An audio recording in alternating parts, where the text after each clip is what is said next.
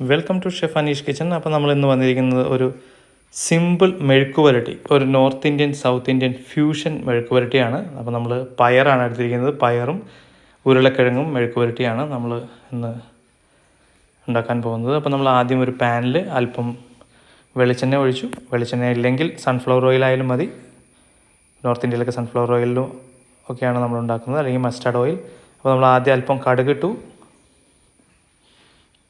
അതിനുശേഷം അല്പം ജീരകം, പിന്നെ നമ്മൾ കട്ട് ചെയ്ത് വെച്ചിരിക്കുന്ന ഉള്ളി, പച്ചമുളക്, കറിവേപ്പില ഓപ്ഷനിലാണ്.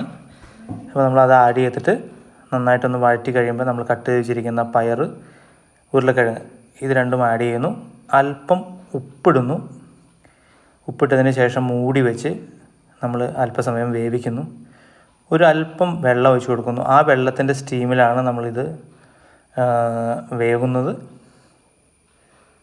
അതിനുശേഷം നമുക്ക് മസാല ആഡ് ചെയ്യാം.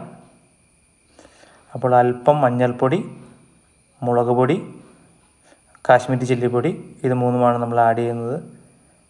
അതേപോലെ തന്നെ ഒരു ടൊമാറ്റോ ചോപ്പ് ചെയ്ത് നമ്മൾ അതിനകത്തേക്ക് ആഡ് ചെയ്തിട്ട് നമ്മൾ മിക്സ് ചെയ്ത് സ്റ്റീമിൽ നമ്മൾ വേവിച്ചെടുക്കുകയാണ്.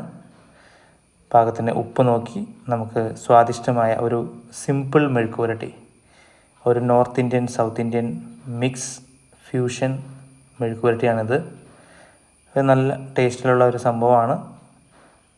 അപ്പോൾ നമ്മൾ പൊട്ടറ്റോ വെന്തിട്ടില്ലെങ്കിൽ അല്പം കൂടി വെള്ളം ഒഴിച്ച്, കൂടുതൽ വെള്ളമല്ല, ഒരു പൊടിക്ക് വെള്ളം ഒഴിച്ച് നമ്മളത് മൂടി വെച്ച് ചെറുതീയിലിട്ട് വേവിക്കുന്നു.